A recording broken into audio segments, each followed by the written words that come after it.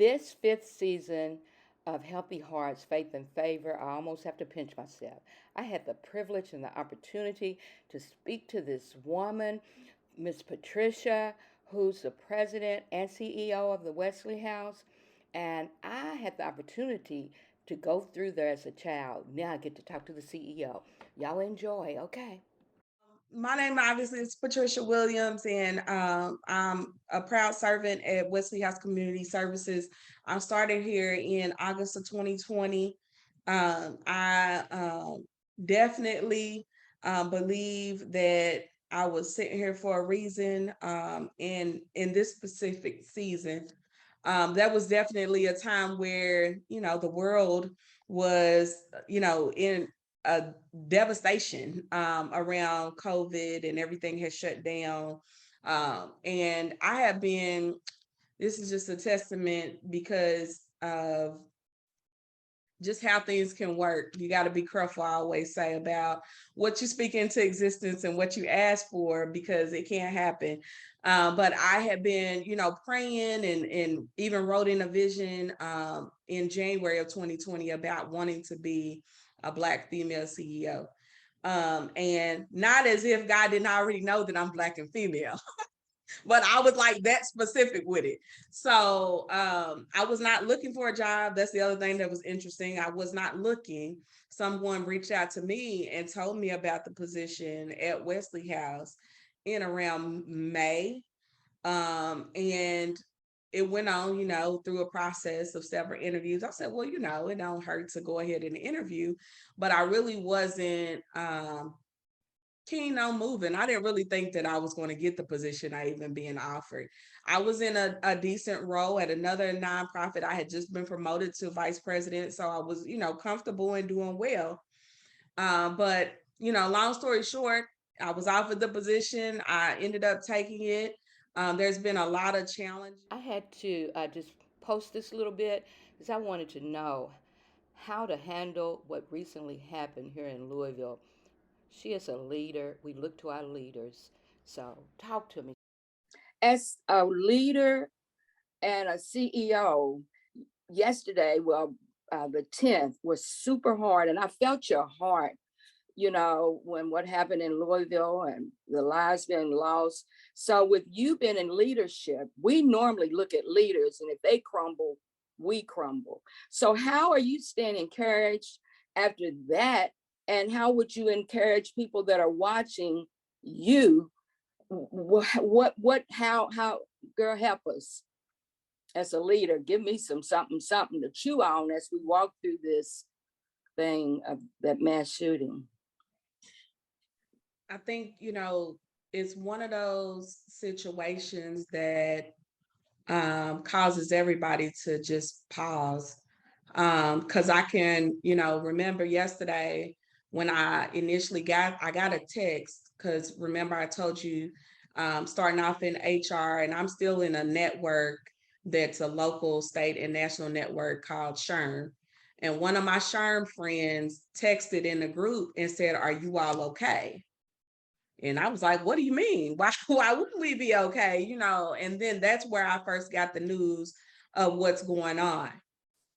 So the next thing that I did after replying that I'm okay, and I got on the local news, and then on the TV, and then on my phone, I got on the social media news because I wasn't working. I was still on vacation. And so I called Wesley House, spoke to Taiwan, asked was everything, because you grow an attachment, to the people that you work with. I'm like, is everybody okay? What's the status? What's the temperature? So I would first say encourage conversation and dialogue. Mentioning that I was at home yesterday, and normally when I'm working, I will pick my son up. My baby is 11. He's in the sixth grade. And I normally pick him up. He's a car rider. But because I was at home, I told him yesterday, we'll catch the bus home, so I ain't got to come out there, to pick you up. And I found myself getting anxious. And school got out at 2:20, and it's 3:20, and now it's 3:30, it's 3:40. And I just feel like now you have more anxiety than you ever have, because there's so much that's constantly happening that you don't even know if you send your child out to school that he or she is going to come back the same way that you sent them out. And so I was ready to start looking. And about 4:05, here come the bus coming down the street. And I'm not really accustomed to that because, like I said, 95% of the time he's a car rider. But I think as individuals, we all have to take the time to feel what we need to feel and go through those emotions, because we're sad for those who lost lives. We are angry that this is a continuum that has now almost become a norm. And we don't want that to be a story that we got to keep reliving over and over and over again.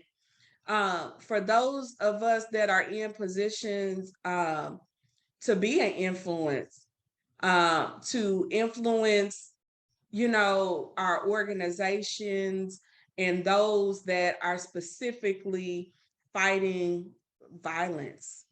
And then, the gun laws. I think all of those conversations are being had, but we are not seeing enough action. There has to be action to remediate this constant loss, people losing their lives going into the Kroger, losing their lives going into CVS. And what I realized yesterday too was, yes, what happened at Old National did deserve a lot of attention. We need to continue to talk about it. We need to figure out ways to better make sure there's policy in place for when an employee is terminated. They shouldn't be able to reaccess the building. So I remember HR is where my background is. So the first thing that's in my mind was, how did he get back in? Like, is there security at the front?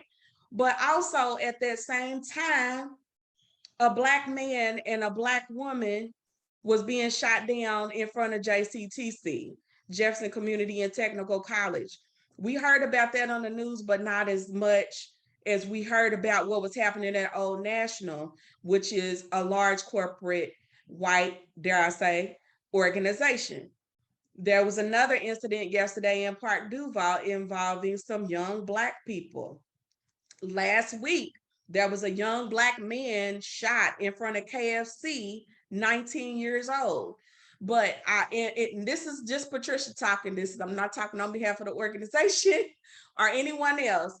But I feel like Black lives are still considered expendable. So we're not talking about, a lot of these incidents that are happening in the same way that we're talking about Old National Bank. A life is a life. Every life is important. I believe that with all my heart. But I think there's a problem that definitely needs to be addressed across the board, and it's happening every day. And sometimes it just takes these types of locations for it to affect certain people that now, okay, we need to have a discussion. But also, we can talk all day, but my mom says, you got to walk the walk, because what are we going to do at the end of every meeting we have, that I host or I hold? At the end, we go through, what's the action items, what's the decisions that have been made, and what's the action items. Okay, Patricia, you got to do this by such and such date. We have to do something. We can't allow our kids, our grandkids, our great grandchildren to, live in a world like this where you can't walk in the store and be guaranteed to walk back out. I am so glad you're in that position and that you ain't, you ain't scared to speak up.